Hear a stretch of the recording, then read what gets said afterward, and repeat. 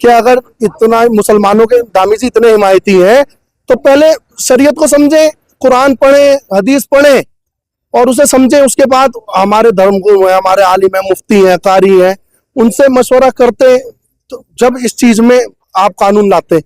अगर सबको इक्वल देखा जाता तो चमोली से मुसलमानों को ना निकाला जाता, उत्तर काशी में दुकानें ना जलाई जाती, अगस्त मुनि में दुकानें ना जलाई जाती, श्रीनगर के बाजार में ये नारे ना लगाए जाते कि इनको यहां से निकालो, इनको यहां से निकालो, इनको यहां से निकालो। तो कहां समानता की बात है? अगर सरकार समानता के लिए गंभीर रथ है तो ऐसे लोगों को जो उत्तराखंड के प्यार को, उत्तराखंड की मोहब्बत को तोड़ना चाहते हैं, यहाँ के हिंदू मुस्लिम भाईचारे को तोड़ना चाहते हैं, उन पर कार्रवाई करें।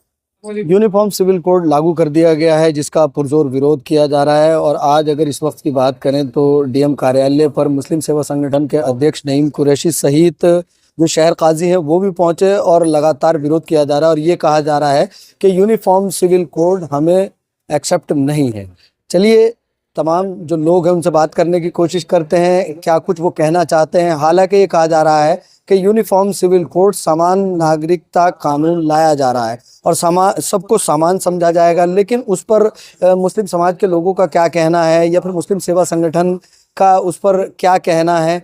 चलिए लोगों से बात करने की कोशिश करते हैं। आप बने रहिएगा और वीडियो को शेयर कीजिए।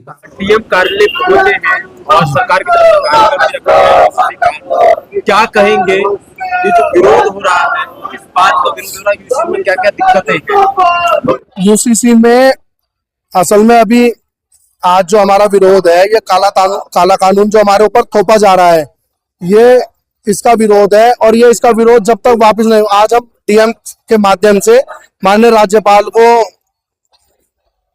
ज्ञापन प्रेषित करने आए थे कि माननीय राज्यपाल जी इस कानून को जल्द से जल्द खत्म किया जाए। और जब तक ये खत्म नहीं होगा हम रुकेंगे नहीं। कानूनन भी विरोध रहेगा और रोडों पे भी विरोध रहेगा, क्योंकि अब धामी जी डिसाइड नहीं करेंगे कि हमारा घर कैसे चलना है और कब चलना है और किस तरीके से चलना है। धामी जी ने इसमें एक चीज ये भी रखी है कि 1 साल तक कोई लड़की अपने हस्बैंड को तलाक नहीं दे सकती। वो आप डिसाइड नहीं करेंगे ना। किसी का आदमी कोई शराबी जुआरी सत्तरी मिल गया, क्या 1 साल तक वो प्रताड़ना झेलेगी? और अगर वो प्रताड़ना झेलेगी तो उसके जिम्मेदार कौन होंगे? क्या धामी जी होंगे? तो धामी जी ये डिसाइड नहीं करेंगे कि उनका घर, हमारा घर धामी जी चलाएंगे। धामी जी होते कौन है चलाने वाले? धामी जी आज मुख्यमंत्री है, 5 साल के लिए मुख्यमंत्री बनाए गए हैं। 5 साल बाद अवाम उतार जैसे बनाया ऐसे उतारना भी जानती है। तो अपनी कुर्सी बचाने के लिए उल्टे सीधे फैसले ले रहे हैं जो कि बिल्कुल बर्दाश्त नहीं किए जाएंगे। अच्छा, इसमें कौन कौन से पॉइंट पर आपको दिक्कत है? यूसीसी से दिक्कत है ना, आप थोड़ी बताएंगे। मैंने तो एक चीज आपसे पहले भी मीडिया बंधुओं को कही है कि अगर इतना मुसलमानों के दामी जी इतने हिमायती हैं तो पहले शरीयत को समझे, कुरान पढ़े, हदीस पढ़े और उसे समझे। उसके बाद हमारे धर्मगुरु हैं, हमारे आलिम हैं, मुफ्ती हैं, कारी हैं, उनसे मशवरा करते तो जब इस चीज में आपको जबरदस्ती की बात, आपके लोग खुलेआम मुसलमानों के बारे में बोलते हैं, आप जब कुछ नहीं कहते। हल्द्वानी के उसमें 7 मुसलमान मारे गए, आपने वहां कुछ नहीं कहा, आपने वहां उन्हें दंगा ही बता दिया। आपकी पुलिस द्वारा मारे गए, आपने वहां दंगा ही बता दिया। तो आप किस तरीके से हिमायती हो सकते हैं मुसलमानों के? अगर आप हिमायती हैं तो बहुत चीजें हैं मुसलमानों के लिए, खाली ये यूसीसी कानूनी नहीं है। आप उन पे बात कीजिए, हम भी कहेंगे फिर क्या हकीकत में धाकड़दामी है। बोलने से धाकड़दामी नहीं होता है, करके दिखाने से धाकड़दामी होता है। विरोध किया जाएगा, बिल्कुल विरोध किया जाएगा। रोड से लेके चाहे मुख्यमंत्री आवास घेराव करना पड़े, चाहे सचिवालय घेराव करना पड़े, करेंगे। और कानूनन लड़ाई भी चाहे कोर्ट जाना पड़े जाएंगे। जब तक ये कानून वापस नहीं होगा तब तक लड़ाई जारी रहेगी। अभी से यूसीसी का विरोध सभी लोग आप लोग कर रहे हैं, कितना आप समझे यूसीसी का और वजह क्या रह रही है कि आपको विरोध करना पड़ रहा है? देखिए, यूसीसी का विरोध हम कर रहे हैं और यूसीसी का विरोध सड़कों पर करेंगे, सदन में करेंगे, संसद में करेंगे और न्यायपालिका की शरण में जाना पड़ा तो वहां भी करेंगे। क्योंकि ये सरकार अगर एक धर्म के लोगों पर प्रहार करके ये दिखाना चाहती है, दूसरे वोटरों को इकट्ठा करना चाहती है और धर्म के आधार की ही राजनीति करना चाहती है, तो फिर क्या सरकार रह गई? तो फिर किस बात की सरकार रह गई? कहाँ है सरकार अपने जन विकास के मुद्दों पर? कहाँ है सरकार बेरोजगारों की नौकरियों पर? कहाँ खड़ी आज सरकार उत्तराखंड में या पूरे देश में महिला सुरक्षा पर?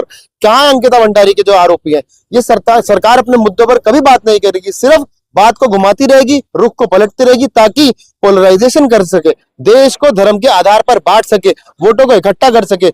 जिन वादों को करके सरकार लोगों का वोट लूट कर आई है, उस लूट के जवाब में आज सरकार के पास कुछ नहीं है। सरकार सिर्फ ये दिखाना चाहती है, और ये जो यूसीसी ला रही है, इसमें सिर्फ शरीयत के साथ छेड़छाड़ नहीं की जा रही, और भी बहुत सारी ऐसी छोटी 6 प्रजातियां हैं जिनके साथ सरकार कुठाराघात कर रही है, धोखाधड़ी कर रही है। इसीलिए यूसीसी का हम पुरजोर विरोध करते हैं, करते रहेंगे, संवैधानिक दायरे में रहकर करते रहेंगे, और साथ में सरकार से सवाल भी करते रहेंगे कि कहां है वो वादे, कहां है वो झूठे वादे जो करके आपने लोगों के वोटों को लूटा था, उन पर आप कहां कितना खरे उतरे हैं। सरकार इसका भी तो जवाब देगी। यूसीसी की लगातार काफी समय से बातचीत चल रही है, लेकिन आज भी कार्यक्रम था यूसीसी को लेकर सरकार की तरफ से। क्या कहेंगे आप, पहला राज्य बन रहा है यूसीसी पर, आप जो विरोध जता रहे हैं, क्या क्या कारण है और क्या क्या आप लोगों ने पॉइंट रखे हैं? अभी आपसे मुझे पता चला कि सरकार ने कार्यक्रम किया है और यूसीसी को लेकर कार्यक्रम किया है। जो इसके स्टेक होल्डर्स हैं, अभी यहाँ से उत्तराखंड के काजी साहब आपको यहाँ संबोधित कर रहे थे। अगर ये कानून इतना ही मुसलमानों के हित में था, जैसे सरकार के द्वारा दिखाया जा रहा है, बताया जा रहा है कि मुस्लिम महिलाओं का बड़ा हित होने वाला है, तो मैं पूछता हूं ऐसे लोगों को क्यों नहीं बुलाया गया। हम इस कानून का इसलिए विरोध नहीं कर रहे हैं किसी धर्म या किसी पंथ के विरुद्ध है, हम इसलिए विरोध कर रहे हैं इस संविधान। क्या यूसीसी अगर पास होता है, प्रधानमंत्री जी भी आ रहे हैं, और ये पास होकर अगर आगे अप्लाई होता है, तो क्या मुस्लिम समाज उत्तराखंड करेगा इस बात का? देखिए, विरोध आपको दिख रहा है, जन आक्रोश दिख रहा है, सड़क से लेकर संसद तक, संसद से लेकर न्यायालय तक इसका विरोध करेंगे। जब तक ये काला कानून वापस नहीं होता, हम इसका विरोध कर रहे हैं, करते रहेंगे। क्या कुछ पॉइंटों पर विरोध कर रहे हैं आप दोनों? हम इसका कंप्लीट रिजेक्शन मांगते हैं। कंप्लीट रिजेक्शन इस वजह से मांगते हैं, मुझे एक चीज की जरूरत नहीं है, आप मुझे क्यों देना। मेरा शरिया एक्ट निकाह को डिफाइन कर रहा है, हलाला को डिफाइन कर रहा है, इद्दत को डिफाइन कर रहा है, मेंटेनेंस को डिफाइन कर रहा है, इनहेरिटेंस को डिफाइन कर रहा है। तो आप किस कानून की बात करते हैं? क्या किसी मुस्लिम समाज का प्रतिनिधिमंडल आपसे मिलने गया था, आपको कहा था ये कुरीति है? आपके अनुसार वो कुरीति हो सकती है, मेरे अनुसार नहीं है। मुझे उस पर फख्र है, और इस वजह से फख्र है कि वो मुझको मेरे रब ने दिए और संविधान से उसको ताकत मिली है।